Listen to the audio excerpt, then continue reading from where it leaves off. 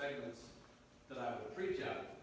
And so I read this a couple weeks ago, and then when I got ready to write the message, because of all the things that are going on, it just took on a whole different meaning than it did when I read it a couple of weeks ago. So we're going to look at James chapter 3, verses 13 through 18. This is what the Bible says. It says, "Who is wise and understanding among you? Let him show by good conduct that his works are done in the meekness of wisdom. But if you have bitter envy and self-seeking in your hearts, do not boast and lie against the truth. This wisdom does not descend from above, but is earthly, sensual, and demonic. For where envy and self-seeking exist, confusion and every evil thing are there. But the wisdom that is from above is first pure, then peaceable, gentle, willing to yield, full of mercy and good fruits, without partiality and without hypocrisy. Now the fruit of righteousness is sown in peace by those who make peace." And so, like I said, I was reading this a couple weeks ago, and I kind of thought I had a little bit of a direction, but then all hell broke loose in the last couple of weeks. And this whole story about George Floyd, this man who, by all accounts, I mean, anybody that I've heard speak to him say that he was a good man, he was a loving man, he was a church-going man. He had a fake $20 bill, and he cashed it at a store, and then the cops were called. Here's one of the things that I think of. In my business, I take in $20 bills all day long. And sometimes I'll need to go buy something, and I don't even know if all the $20 bills I get are good. I could easily be passed a fake $20 bill and go to the store and use a fake $20 bill and not even know it. And there's not any indication that George Floyd knew he was passing a fake bill. And he died for that. And even if he did know that the $20 bill that he was passing was a fake bill, it's not a violent offense, and it's not something to kill a man over. It's just ridiculous. And I'm not suggesting that I believe at all he knew what he was doing with that. I think it is likely as anything that he didn't even know he had a fake bill, went to the store, and he died for it. And when I saw the images of the cop with his knee on Floyd's neck, he is handcuffed and on the ground and being treated like a violent criminal. I think that every American, regardless of our color, regardless of where we're from as far as our ethnic background, or poor or rich or anything, we have to be outraged when we see this kind of abuse of the legal system happening in our land. We should be outraged. Every good cop in America should be outraged. Because what happened to George Floyd is inexcusable. And as awful as what happened to it is, it has woken up our nation. It's woken up the violence. And first it was the protesters, and I think that it's right for people to protest when they see something like this happen. They should protest. They should be angry. People in Minnesota, in that area, they were the first ones, and there are people in not just the African American community, but communities all over the land that are rising up and protesting. Our supervisor, Sam, in Colorado, marched with protesters for 2 hours yesterday. And I think that the nonviolent protests have a place. They have to be, the voice has to be heard of those that are crying out for justice. And we need something to be reformed. Because what happened to George Floyd just keeps happening. Amen. Just keeps happening. And you think, well, we're finally getting to where we don't see it for a while, and it happens again. And too many, and you can excuse it and say, well, there are bad people that keep on doing things. The good shouldn't suffer for the bad. The innocent shouldn't suffer for the violent. And we have to find a way to get past this idea that because, especially in the situation where it's a large black man, and they get shot, or they get chokeholded, or they get whatever happened to them, and then they find out later that they were nonviolent and they had no reason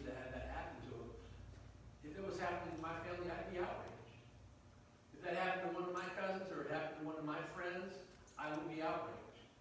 And when I see this happen to a man I don't even know, I'm outraged. And we should be.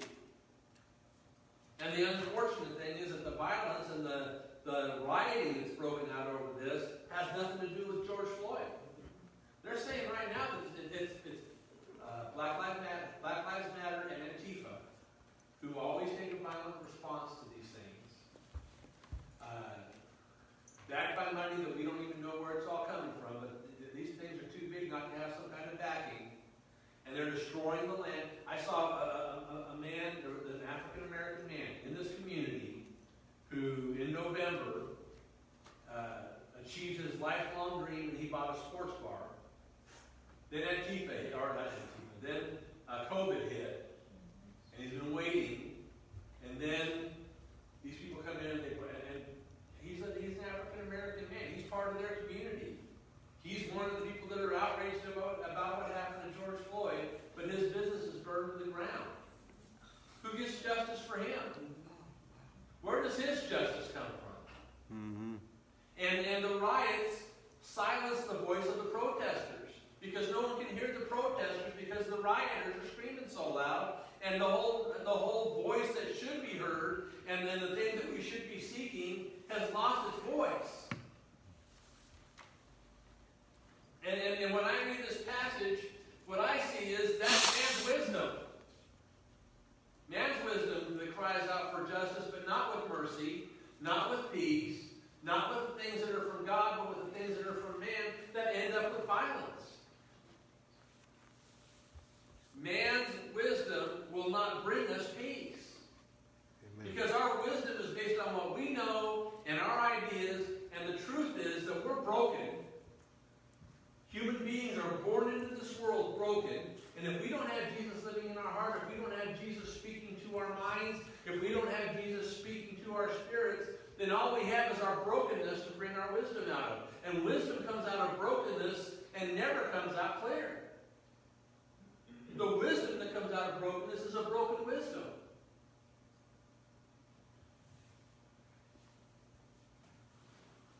You know, I've been praying for the Floyd family and friends. Been praying for justice for them. And we should all be praying for that family. When we see injustice in our world, it is the church's responsibility to respond in prayer. Regardless of what that injustice is, when we see injustice, especially injustice on this level, it should cause us to rise up as a church and pray for justice. But it's justice tempered with mercy.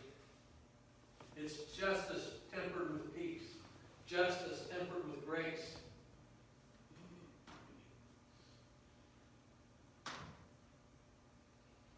The Bible says there's two kinds of wisdom. James contrasts these two kinds of wisdom. He talks about God's wisdom, wisdom that is from our Maker, and man's wisdom based on our own flawed understanding. It says that man's wisdom is guided by envy and self-seeking. That's true. Our tarnished wisdom does not flow from goodness. Naturally, it flows from brokenness, so that our understanding is flawed. Broken individuals who have turned our backs on God. And this is part of the problem, is we have turned our back on God as a nation. Our leaders, our governors, our mayors, our leaders across this land are not seeking God's face. They're not seeking wisdom from God. They have agendas, and they're working towards their own agendas.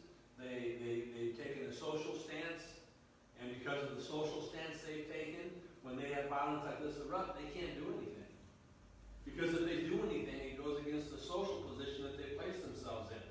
They put themselves in a corner where they say, we're going to stand with this community no matter what, and when the community rises up and does wrong, they can't go against the community, otherwise they look like hypocrites, and they put themselves into a corner that they can't get out of.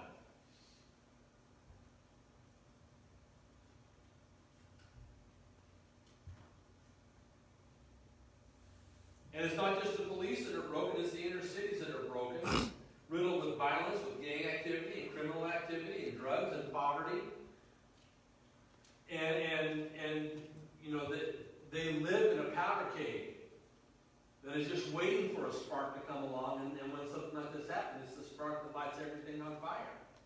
Because they're in despair. The inner cities are in despair. They don't have any hope. They don't have any answers. God has not given to them as an answer. And the answer is revival needs to strike across our land. Our revival needs to be the powder keg that's ignited. But you have these inner cities where they are just so desperate, and people around them are dying, and they have violence every weekend, and young people in their community die every weekend. And they don't have money, they don't have good jobs, they don't have answers, and all it takes is one idiot moving beyond his legal responsibility as a police officer to do something like what happened with George Floyd, and you put a match to the flame, or a match to the powder, and you get an explosion. We understand why it happens, but it doesn't make it right. And it doesn't justify the riots. We need leaders who look past their own interests. We need leaders who look past their own political careers or their own political agendas, to look past their own biases and finally look to their Creator and cry out for wisdom. We need godly men and women to be voted into office to lead us as godly men and women. Because not God's wisdom isn't like man's wisdom. The works of God's wisdom are done in meekness. And meekness is not weakness. It doesn't mean you're weak. It means that you don't look to yourself, you look to God for answers. You understand that I don't have answers. I thought about this. I don't know what the answers are.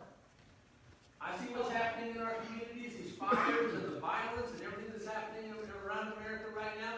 I don't have answers. I know the violence isn't the answer. The riots aren't the answer. But when they don't have the riots and they just try to talk it out and figure out what to do next, and they seem to maybe come to some position of understanding, and then two months, 2 years, whatever later, another person dies needlessly, and we have the whole thing happen again. So we don't have answers, and I don't have answers.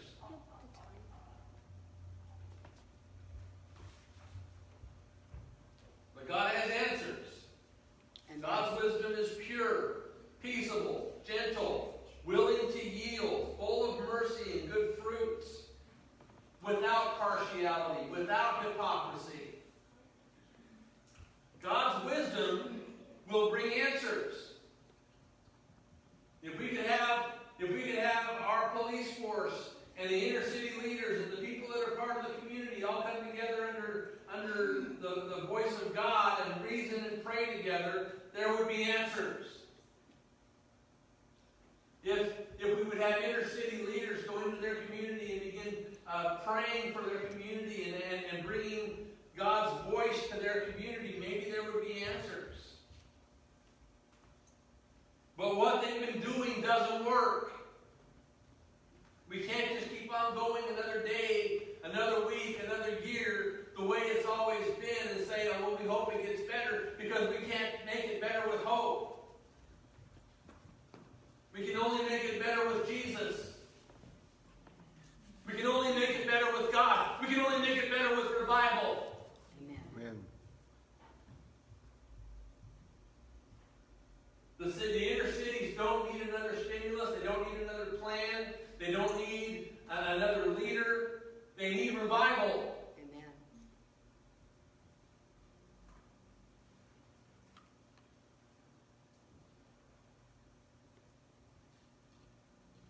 They need to pray together, and the answer needs to come through God, not through man's brokenness.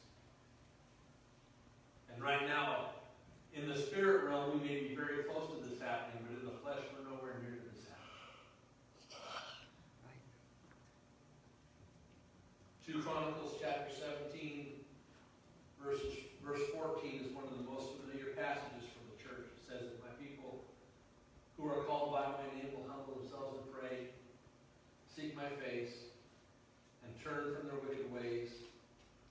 Then I will hear from heaven and I will heal their land. And this is written for the Jews. The Jews were often as a nation turning their face from God.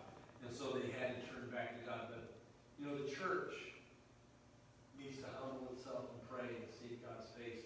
And if we've allowed wickedness among us, we need to turn from our wicked ways.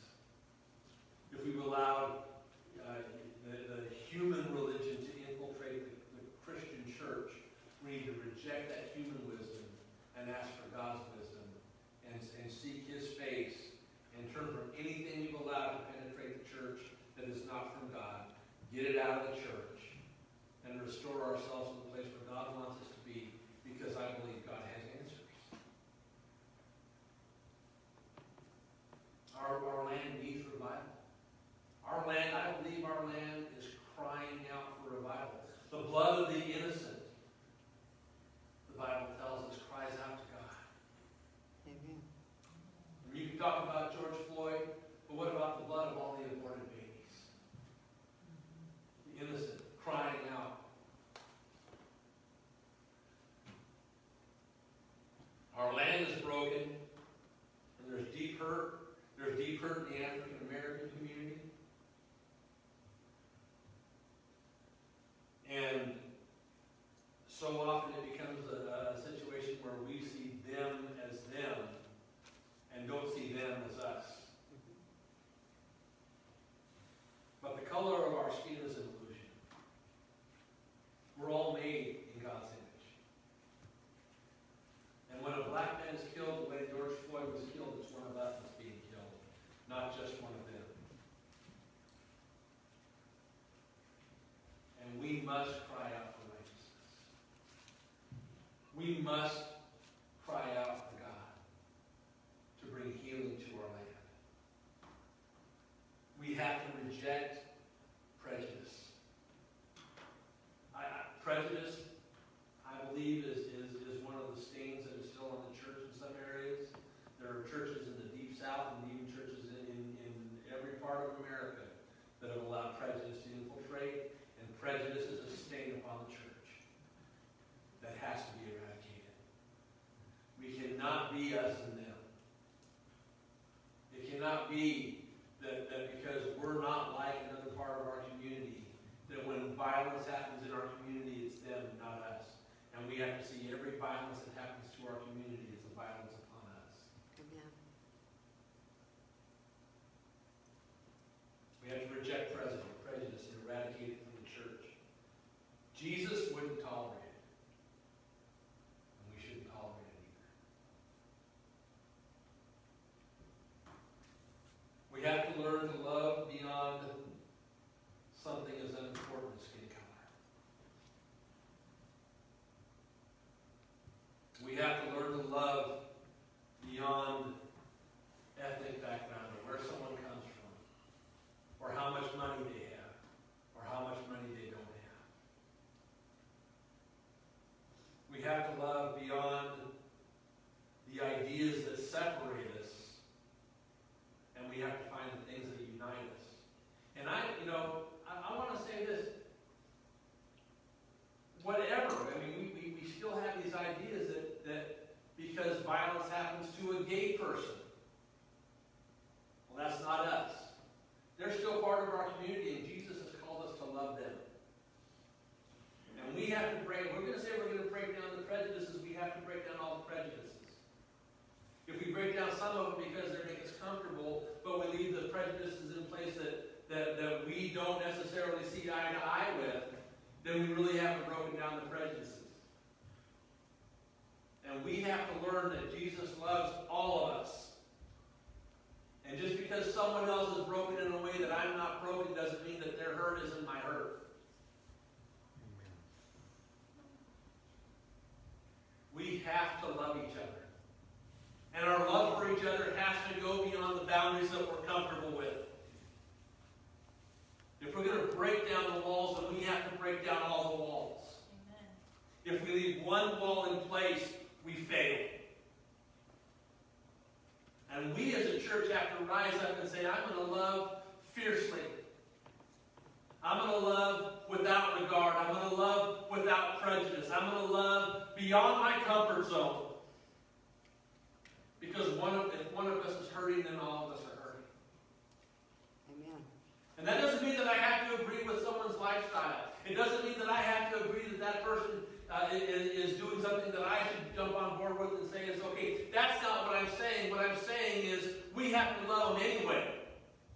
and not love them in a way where they're over there and we're over here, and as long as they're over there and we're over here, it's good. We have to go over there and love them. Amen. And we have to embrace the things that make us uncomfortable. That doesn't mean we have to embrace the ideas, but we have to embrace the people. Jesus went to the places where society said, you shouldn't go. And when Jesus went to the places where society said, you shouldn't go, he was judged for it. Mm-hmm. But he went anyway. And we have to stop worrying about what the world thinks about us because we go where the church says we shouldn't go or society says we shouldn't go, because the only way we're going to reach the real hurting people is by going where they are. Amen.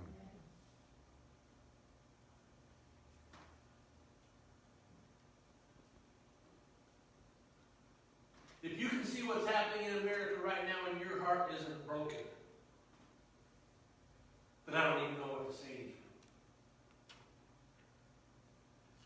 Our hearts have to break. Amen. Our hearts have to break. Amen. That is the compassion that drove Jesus to the cross. When he saw sin, he didn't just say, that's too bad. He went to the cross for it. He gave up himself. He gave up his life for it. And when we see things happening around us that aren't right, we see people around us that are being hurt that shouldn't be hurt, people who are being treated as second-class citizens because they don't have the right color of skin, or because they don't see the world like everybody else does, then they're treated like second-class citizens, and we stand by and say, well, isn't that too bad? Then we're not taking on the heart of Christ. We have to be the voice. The church has to be the voice that cries out for justice. And it may mean that we have to go to those people that we don't necessarily agree with, but we know that Jesus loves, and love them for him. Love them for him. Love them authentically. And if you don't love them, then you ask Jesus, help me love them. If you've got a problem with someone, that's not the heart of Jesus. If you've got a problem with someone because of their lifestyle or because of their view of the world, and it isn't your view of the world, then you've got to go to the Father and say, Father, I don't know why I see these people like this, but I want to see them through your eyes. Help me see them through your eyes, and help me to love them the way you love them, because it's the only way this world's going to be reached. And I think that the revival that we're praying for cannot come forward until we lay those prejudices aside. Amen. And one of the reasons revival hasn't come is because the church isn't ready for it. But we have to get ready for it because it's coming. And if revival's coming, I want to be part of it. Amen. And if I have anything that's stopping me from being part of it, I want to strip out of my life.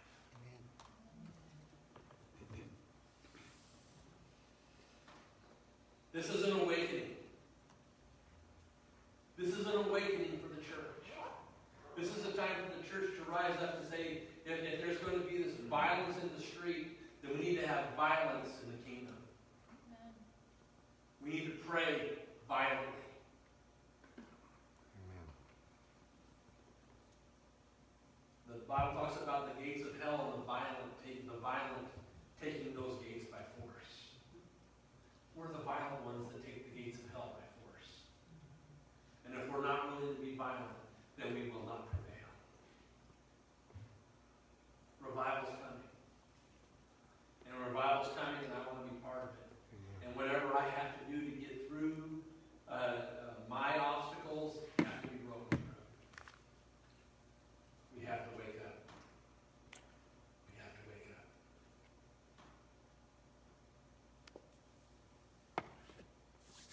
We have to learn to love beyond something as important as skin color. We have to learn to love beyond things that are as important as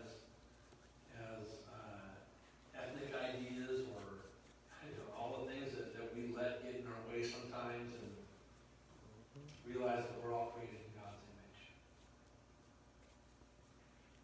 And we have to start acting like it. And when we see the dirty people that need love, we love them.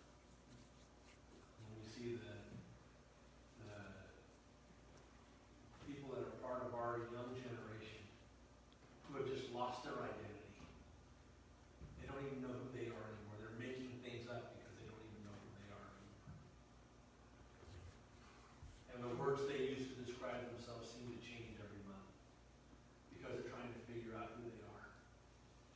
And who they are sons and daughters of God. And they need to be loved into the kingdom. It's our responsibility. So that's what I saw when I read this passage last night, and I couldn't even put everything into words because it was ideas that are forming in my mind that sometimes you can't even really put them all into words, but I understand that man's wisdom is not going to save us. Man's wisdom is not the answer. No. We need Jesus. We Amen. need Jesus, and not just make, so often we say, Jesus, you got to change things out there. And God's saying, no, I don't. I need to change things in you. Amen. And we have to stop crying out for God to change everything else, and we just have to start asking God to change us. Let change start with me. If no one else wants to change, then I have to change, and change me. And every one of us have areas in our life that need to change. And we have to be willing to submit to that. This is not a happy message this morning. Because we're not in a happy time. We're a hurting nation. And we have to make changes. We have to come forward. Amen. Good service.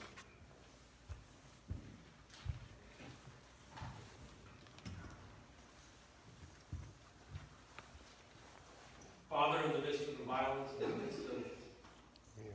the pain, in the midst of the anger, and some of it is righteous anger, in the midst of all that is still going on with COVID,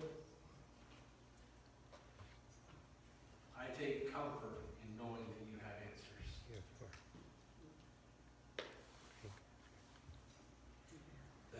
That if we'll seek your face, Yeah. you have answers. And that you can restore and you can resurrect from the dead. Yes. And that you can bring life where there's no life right now. That you can restore civility. Yes. That you can bring hope to places that need hope so desperately right now. So Father, we cry out, we pray. We agree. Lord, if there's anything in us that is not of you, drive it out, remove it. Help us to see the people around us through your eyes. That things that are as silly as race won't even be an issue. That we'll see beyond the colors of skin. That we'll see beyond the clothing that we don't understand, or the hairstyles that we don't understand, or the sexual identity that we don't always understand. Those things that can drive us to not want